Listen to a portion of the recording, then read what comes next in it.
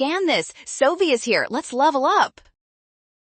Calculus derivatives are actually super simple to interpret if you follow these quick steps. Let's break down this book sales problem together right now. First, we identify that the function g of t represents the total number of books sold. This means the derivative g prime of t measures the instantaneous rate of change.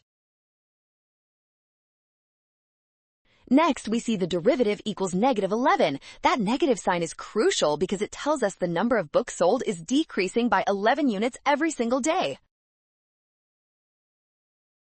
Since t equals 0 is January 1st, t equals 7 is January 8th. Option B is the only correct interpretation for our problem.